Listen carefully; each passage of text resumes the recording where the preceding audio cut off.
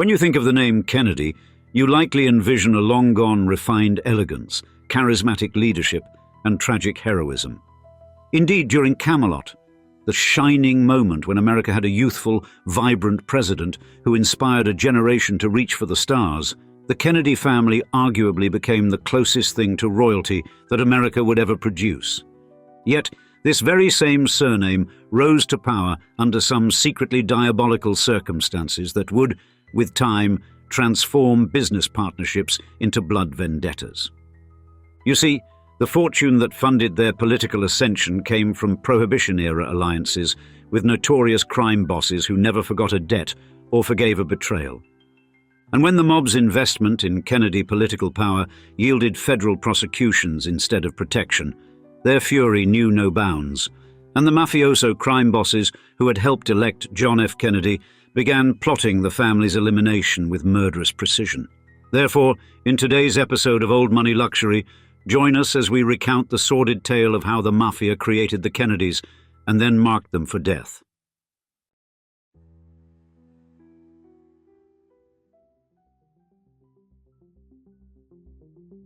Frank Costello never forgot his business partners, especially the ones who made him rich. At age 82, the former Mafia kingpin sat with prize-winning journalist Peter Maas in February 1973, ready to reveal secrets that could rewrite American history. "We were in the liquor business," Costello confided, speaking of his relationship with Joseph Patrick Kennedy during Prohibition.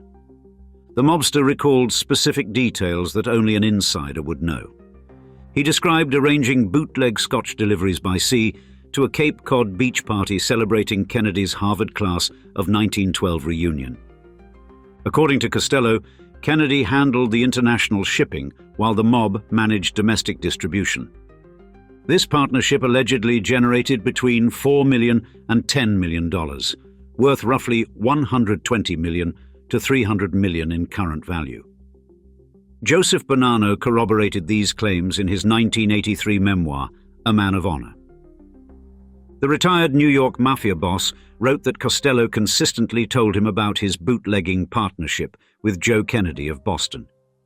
Bonanno added personal observations about their operations. "I would sometimes visit Sag Harbor, Long Island in the summer," he noted.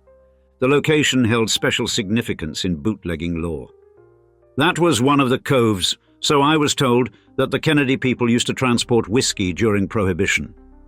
Kennedy's alleged criminal network extended beyond simple smuggling operations.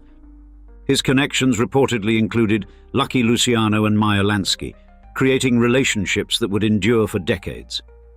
The operation utilized Rum Row, where ships anchored outside U.S. territorial waters to sell liquor legally to smugglers. This sophisticated system allowed Kennedy to import premium foreign spirits while avoiding direct confrontation with law enforcement. As Prohibition neared its end in 1933, Kennedy positioned himself brilliantly. He secured exclusive distribution rights through his company, Somerset Importers. A medical license allowed him to import alcohol and stock warehouses before repeal became official. Somerset Importers landed exclusive American distribution for Hague and Hague Scotch, Gordon's Dry Gin, and Dewar's Scotch. The timing proved suspiciously perfect for someone without inside knowledge. Kennedy transformed from alleged bootlegger to legitimate liquor baron overnight. His Prohibition-era connections provided the capital and infrastructure for this remarkable transition. The fortune built on illegal liquor would fund political campaigns for generations. These mob relationships represented more than business arrangements. They created debts and dependencies that would follow the Kennedy family to the White House. Joseph Kennedy had made a fortune partnering with men who never forgot favors or betrayals. The elder Kennedy's death on November 18, 1969, buried many secrets. Yet the mob bosses remembered every shipment, every payoff, and every promise. Frank Costello's 1973 revelations exposed what Kennedy's money had tried to hide. The foundation of America's most celebrated political dynasty rested on cases of bootleg Scotch and handshakes with killers. Soon, those same killers would demand repayment from Kennedy's sons in ways the old bootlegger never anticipated.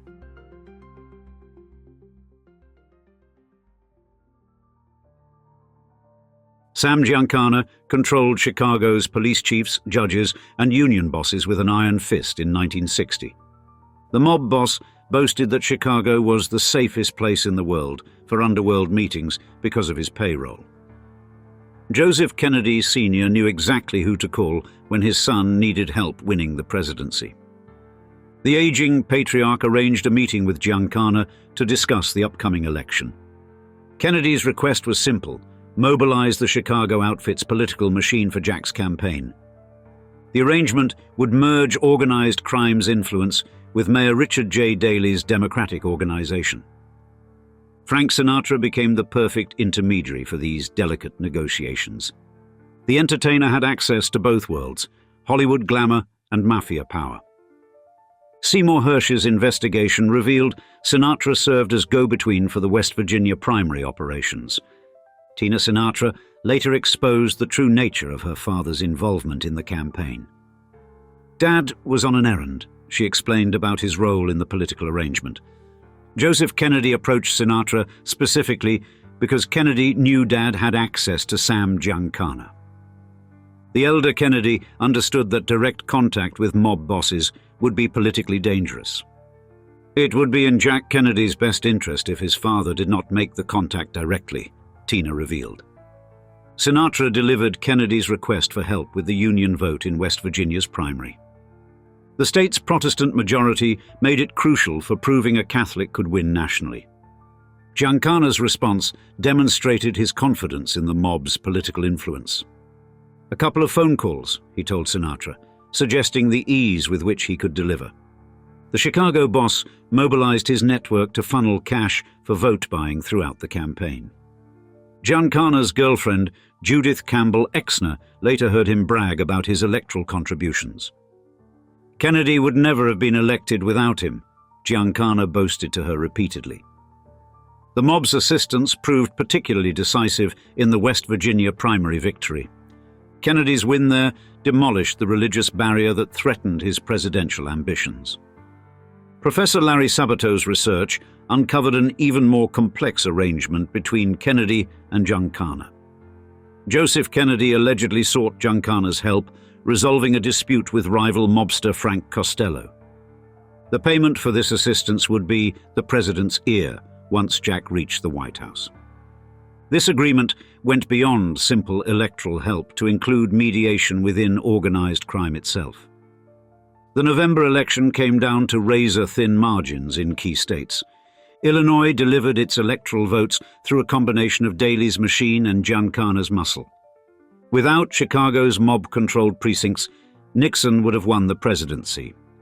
Organized crime had delivered on its promise to elect John F. Kennedy president. The mob bosses expected their investment to pay dividends once Kennedy took office. Carlos Marcello, Santo Trafficante, and Sam Giancana anticipated an era of reduced federal pressure. They had no idea that the new Attorney General would be Robert Kennedy, or that he would declare war on organized crime the moment he took office.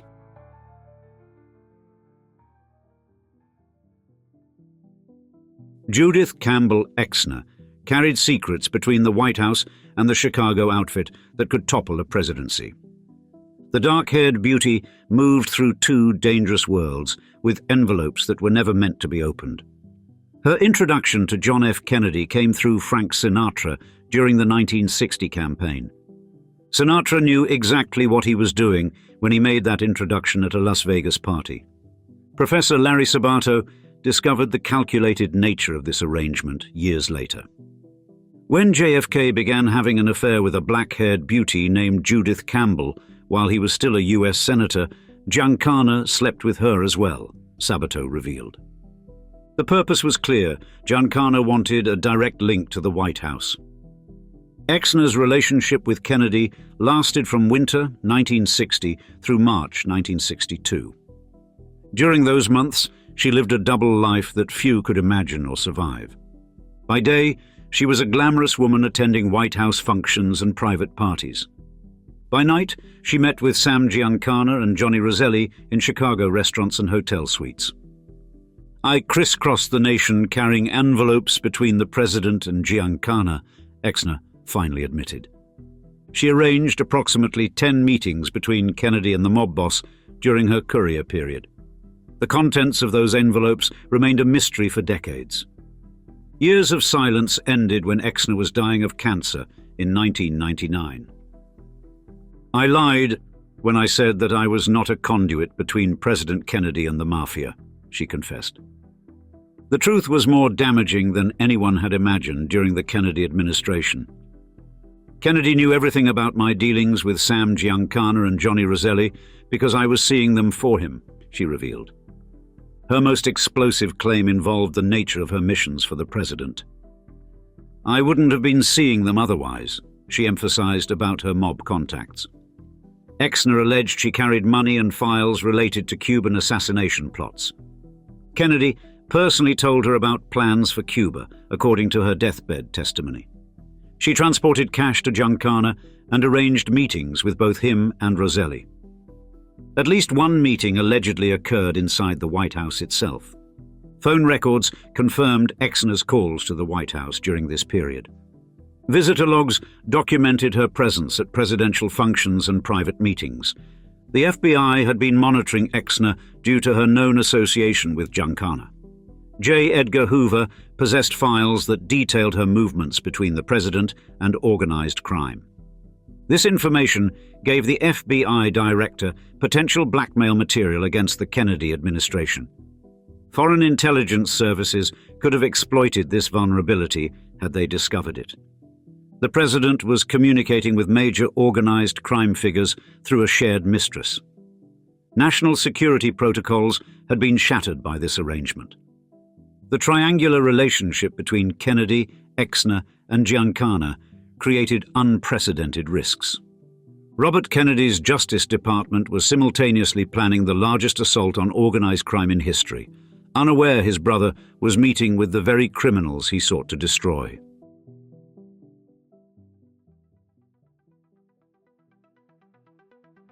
Mob convictions jumped from 35 to 288 in 3 years under Robert Kennedy. The Attorney General had transformed the Justice Department into an anti-mafia war machine. Organized crime bosses watched in disbelief as their expected protector became their deadliest enemy. The 800% increase in prosecutions shattered every precedent in federal law enforcement history.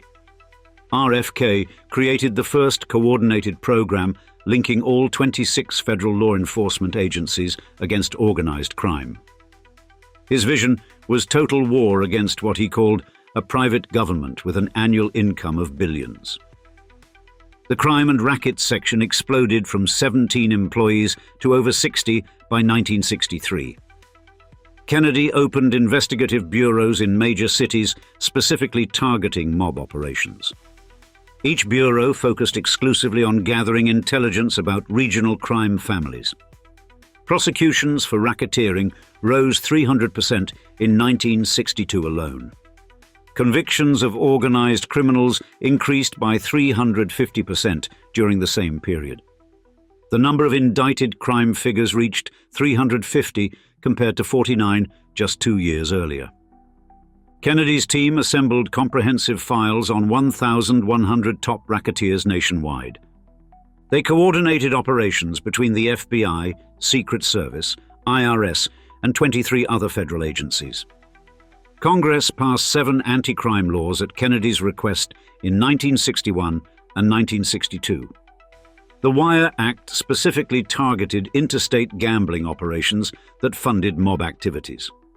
The Travel Act made it federal crime to cross state lines for racketeering purposes.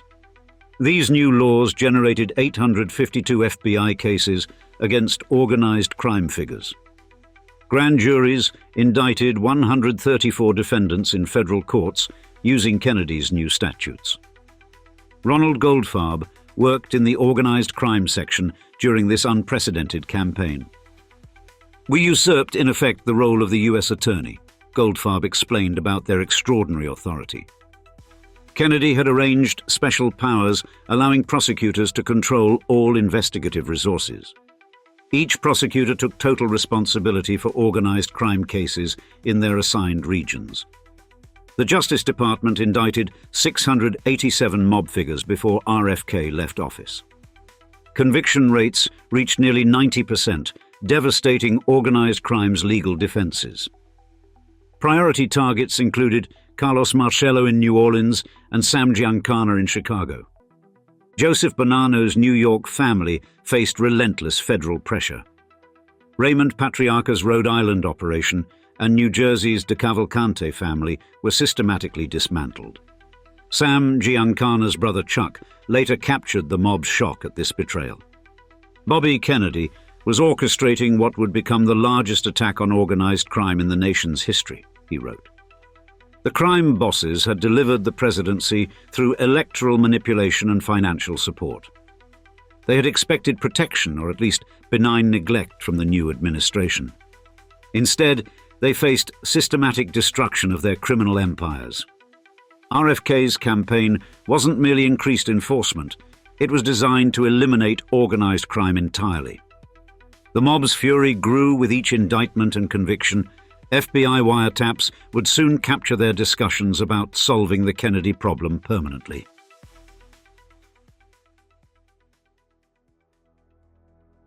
"300 volumes of FBI wiretap transcripts documented the mob's murderous rage against the Kennedys. Federal agents listened in shock as crime bosses discussed assassination plans with increasing specificity. Buffalo's Stefano Magaddino had ruled his territory since the 1930s with brutal efficiency. The FBI captured his growing panic in a May 22, 1963 conversation. "We are in a bad situation," Magaddino said desperately. "They know everything under the sun," he continued about the federal investigation. "We got to watch out right now and stay as quiet as possible." 5 months later, Magaddino's fear had transformed into homicidal fury. The October 1963 wiretap captured words that would haunt investigators forever. "They should kill the whole family," Magaddino declared with venom. "The mother, the father too." This conversation occurred just 1 month before Dallas. Other mob figures expressed similar sentiments in conversations the FBI was recording. 2 Cosa Nostra members in New York discussed their hopeless situation in May 1963.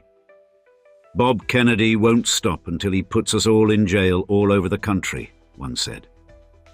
Philadelphia boss Angelo Bruno sat silently as an associate spelled out his violent fantasies.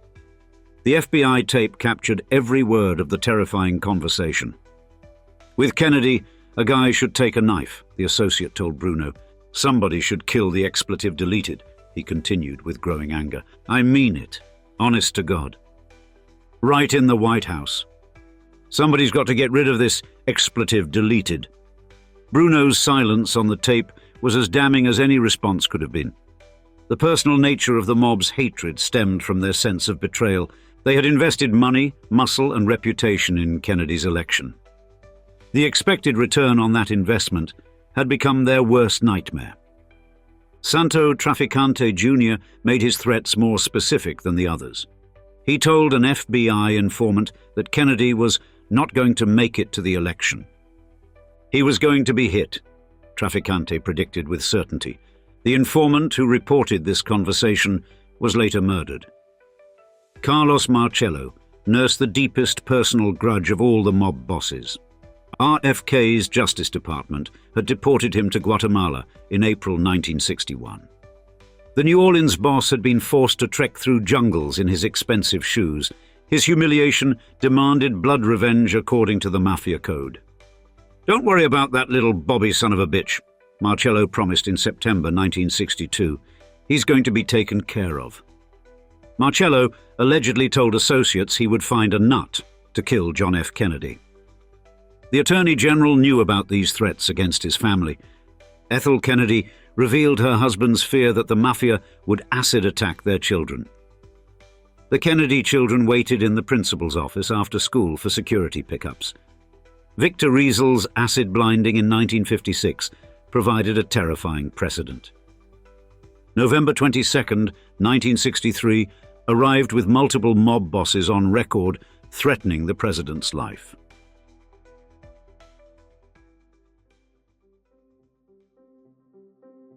Johnny Rosselli's body bobbed in Dumbfounding Bay, stuffed inside a 55-gallon steel drum in August 1976. The decomposing corpse had been discovered by fishermen who noticed the unusual floating container. Rosselli had testified multiple times before the Church Committee about CIA Mafia assassination plots. His murder was widely attributed to Tampa godfather Santo Trafficante Jr. Sam Giancana never made it to his scheduled testimony before Congress. Chicago hitmen shot him while he cooked sausage and peppers in his Oak Park kitchen. The June 1975 murder occurred days before his Church Committee appearance.